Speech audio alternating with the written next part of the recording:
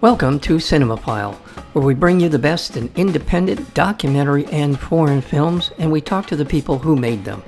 I'm your host, Mike Caspar, and you can find out more about the program by going to cinemophilepod.com. In an era of deepening inequality, UPS Teamsters stand on the brink of an historic strike as the deadline looms. Who Moves America shadows UPS workers in New York, Kentucky, California, and across the country as they navigate the challenges of building solidarity with their 340,000 co-workers. Amazing, wonderfully done documentary film, gets into the nuances of a strike across the board in terms of management, but also mostly on the side of working people who are trying to find their way in the world to make enough money to be able to raise a family, do the things that everyone is entitled to have at least an opportunity to do. So we're joined today by the director of Who Moves America, and that would be Yael Bridge. Yael, welcome back to Cinemophile. Thanks, Mike. Happy to be here. Yeah, thank you for being here. You were on earlier for the big scary S word, which I thought you did a wonderful job because it is scary for most people just to hear that word socialism and their reaction to it.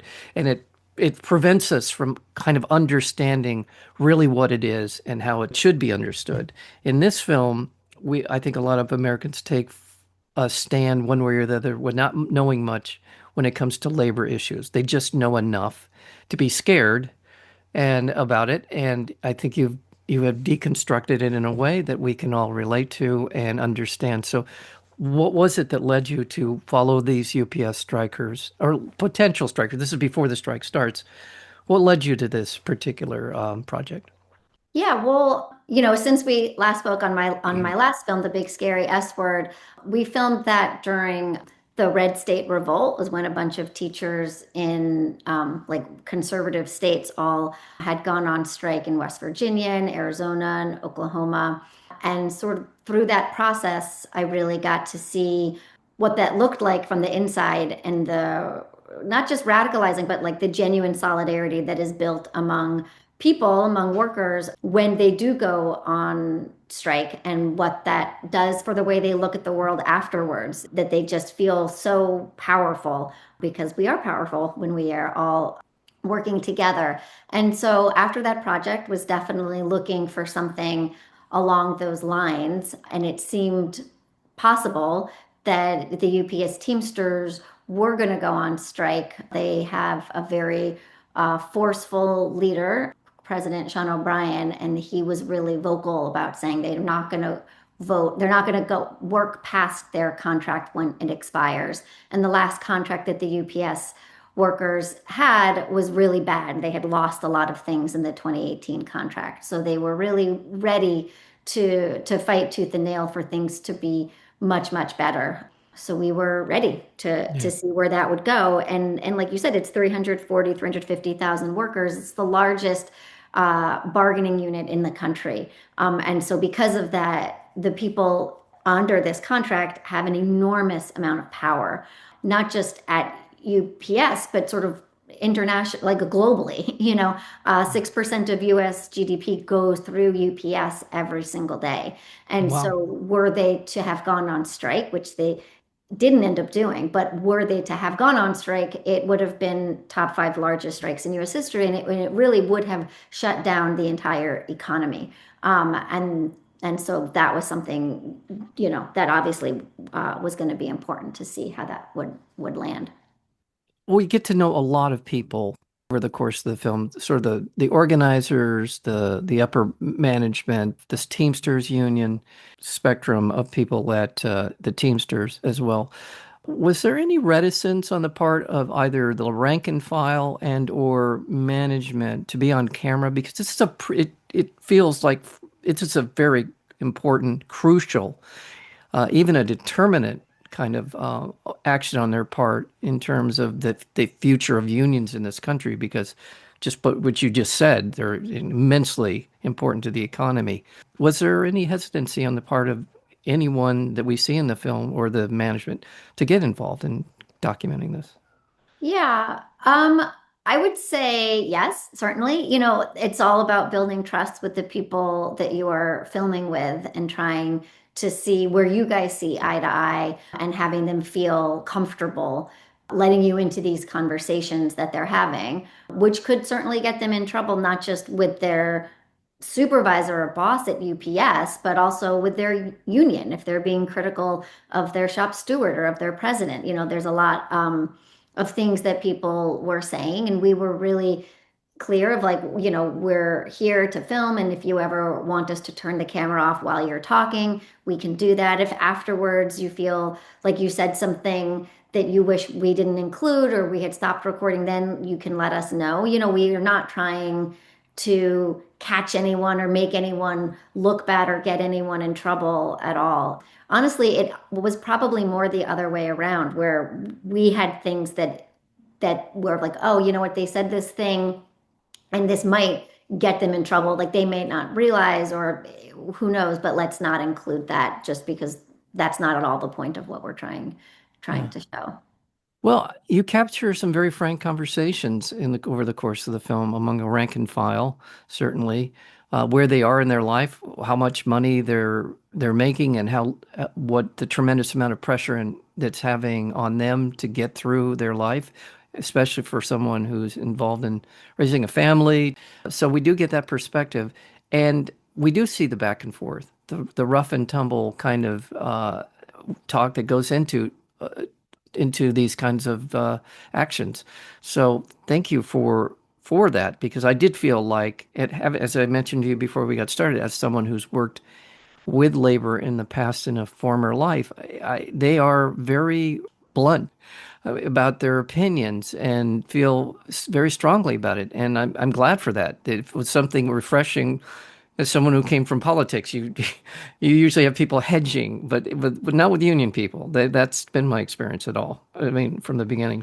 So let's go to the heart of the issue, because there's a couple of major issues. I don't want to get into all the minutia of all of the negotiations, but the one that's jumped out at me, the part-time workers and the full-time workers, and that dynamic. And it feels like the company has been able to kind of play one off the other. Let's talk a little bit about that. At UPS on this contract, there are both part-time and full-time workers. And UPS has a structure where most workers start off as part-timers and they have to work for a certain amount of time and then they can become full-time workers. And the difference in pay is just astronomical. And 60% of workers under this UPS Teamsters contract, 60% are part-time, but because the pay is so bad, and the hours are so shitty. They have split shifts. It's like hard to make a living and support a family off of those part-time wages. There's a high amount of turnover. And for some that's fine. They're, oh, I'm just working here while I'm also going to college or while I'm between things or I like a night shift or whatever, and that can work fine. But it makes it really hard to sort of build solidarity and create some kind of cohesion because people are always leaving, so they don't have as much invested in improving those working conditions. And that's certainly to the benefit of the company, right? That if people aren't invested in improving, that means they're ripe for exploitation and it's much harder to make things better. And then like you said, that they were specifically pitted against the full-timers who make it a really good living. They make starting around 40 an hour. And so you can end up six figures pretty quickly with no college education and can really support your family. Those jobs are still really hard. The hours are grueling, it's physically taxing, but there's not many jobs that you can have with benefits and six figures without having that kind of education. So it's a tricky combination of how do these people work together and support each other even though they have different needs. How do they build that solidarity amongst each other? That was something that we knew going in that we were really interested in exploring because it obviously has all these other ramifications and lessons that we can take when looking, at our national politics and local politics and just any sort of community of how do we have community with people that we don't necessarily have everything in common with.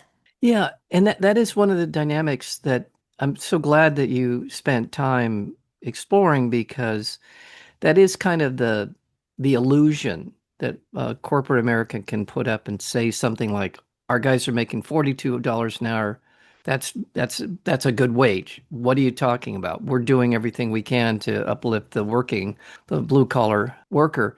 And that it's the insidious stuff. It's the things that make them appear to be better than they are, and also to make the working conditions worse than they're trying to make it sound. So that is really been, and that's a PR thing too. It's easy to sort of exploit people who are drive-by interest in unions and working people's issues. So thank you for diving into that. Also, there's some very colorful and dynamic union organizers in the film. Let's talk about a few of them because Yeah, Tony Antonio. Tony's a Tony's not he's I've met Tony's before in my work, and they're Yeah. awesome to be around. And like I said earlier, they're not at all shy about making their opinions known, and you need people like him.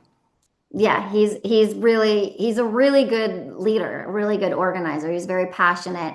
Like you said, you sort of have to be, and you have these very charismatic figures that people are just magnetically drawn to, and he's certainly one of them.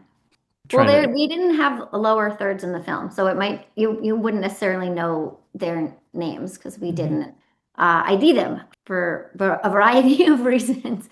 But mostly, we didn't want to make a character-driven film specifically because it is about this larger group, this ensemble cast that is the community of UPS Teamsters, and trying to give certain people a name and other people not, because we couldn't name every single person on camera, creates this sort of false hierarchy of who's important and who isn't. And in fact, everyone is important, and we have a huge chorus of people who come and go, and there are a few people that we really follow, and then there's Yeah. some people that are in for just one scene, and we just didn't want to highlight and elevate any one person to say this is the most important person to this story. So that's why we didn't give anyone names, but Okay. we follow a few different people more across the country, including Antonio, who you mentioned in New York, who's been in the union for a while and was involved in the last time the UPS There Teamsters you had go. gone on strike, which was in Yeah. 1997. And then we were hanging out in Southern California, and we filmed with someone named Justin, who is newly getting involved in the union and has two children and is trying to figure out how to juggle all those things while also becoming really a leader in his local. And then we follow two sisters in Louisville, Kentucky, Angel and Naila, and they both work part-time. One of them is also still going to school, and they also have other jobs. One of them works at Walgreens, the other works at McDonald's, and really, trying to figure out what a strike is. They're not involved in their union at all. Thank you for that. I think what you said stylistically is a very good perspective to have. This isn't about these four or five people that we're focused on. This is about something much more important and much more macro in terms of the way we organize our society. As the film progresses and we see the arc of the story about the strike and what happens, what was refreshing to see was I would call it the morning after. And then we see people, and I thought this was really great that you included this, people who, even though and I don't know if I'm giving any too much away here to say that they got UPS to sign this agreement, but, and it's a big but, people are, why didn't we do more? Why didn't we get more? So this is something that you don't often see or hear. So thank you for putting that in because I think it's important for people to understand there's no perfect agreement, but however, there's some good points being made here. They got a good contract. They got most of the things, if not all the things that they had said were like the minimum requirements that they wanted to have in this contract. And yet, because they are run so democratically and every member votes on whether this contract is good enough, there's going to be people who say this is fantastic. Some of the people who were around in 97 are saying this is the best contract I've ever seen. I've worked here for 30 plus years. This is thrilling. We're a fighting union again. And then there's going to be other people who say this still isn't enough to live off of. We should be getting more. And how do they navigate that is something that for me is endlessly fascinating. And I've filmed several different labor actions and contract negotiations. And there is that period that I think is the most fascinating where you go, is this good enough? Or Yeah. do we keep fighting for more? Like, what are the risks? What are the rewards? And those risks are really high, and those rewards can be really high. And that ends up being a really personal decision. And then, even if you do sign the contract because you get everything that you really wanted, invariably there's going to be more and there's going to be this disappointment. And that is just like 100% a side effect of all the work that happens to push the boss to be able to give you this better contract. It has Yeah. raised your expectations, which is a really good thing. I think we've come to a place where we don't have very high expectations. We don't expect, to be paid fairly. We don't expect lead to not be in our water, right? There's any number of things. We don't expect our public schools to be good. We have very low expectations now, just sort of across the board. And if we can expect better, then we can be working towards getting better things. So I think that Yeah. that is just a universal good, and yet that comes with a disappointment. And so that tension is just something that I could explore probably forever and never find boring personally. Yeah, no, I totally agree. That it is something because often you'll see a film like this and it'll explore this issue and we got the contract and it's all, ice cream and the Right. unicorns after that Exactly. Now and everything it's is not. perfect. Yeah, and now we can move on to something else. Right. There's no more So heartbreak. There's no more death. Everyone's exactly. asking you to prom. Like your life will be perfect forever. So it's good and it's you're and that's good with union organizing is to be constantly moving forward. It's good for working class people, whether you're union or not union or whatever it is, to be constantly looking for a better opportunity. And as we're seeing, and I couldn't help but reflect on the moment we're in right now, where prices are going up. It's much harder to get by on what they were being paid in this contract. So it's as relevant as the day you shot it is, and when they put their signatures on that contract agreement, it's at least as important as it was then. It is today. So thank you for because with your films, I think you're allowing us to reframe our perceptions. I go back to the big scary S word. I mean, we need to reframe these things that we've been quote unquote scared of for so long. And I think the work you're doing is very much a part of reframing these issues. So Oh, thank you, Mike. That's so nice of you to say. you're welcome. One last observation on the arc of the story behind every major union negotiation with a big company like UPS, and that is they will inevitably come out with a story about poor me, how the workers have taken advantage of them, et cetera, et cetera. I want to talk about that in terms of your film, Who Moves America, as well as just the general history of pushback from every major corporation who has signed a contract with the union. I think it's just really important to highlight the company is making billions and billions of dollars. So it's not as though what the workers are asking for in terms of increased wages or in terms of air conditioning in their trucks is something that the company can't afford to do. They're making a ton of money. And so I just really want to highlight this is not going to be putting the company into some sort of existential bankruptcy, despite what they will say for their PR spin afterwards.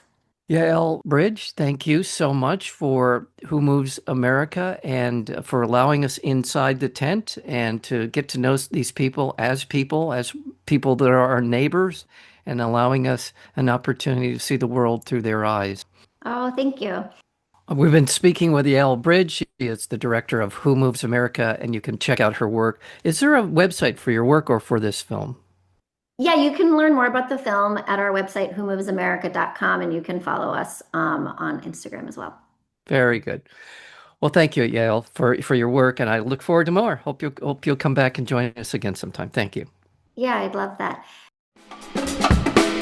You have been listening to Cinemaphile with Mike Kaspar, the place where you will hear from the best in independent documentary and foreign filmmakers. Please check out our previous interviews as well as upcoming interviews and special programming by going to cinemaphilepod.com. We are also available on Apple Podcasts, Spotify, and YouTube, searchable under Cinemaphile with Mike Kaspar. Until next time, thank you for listening.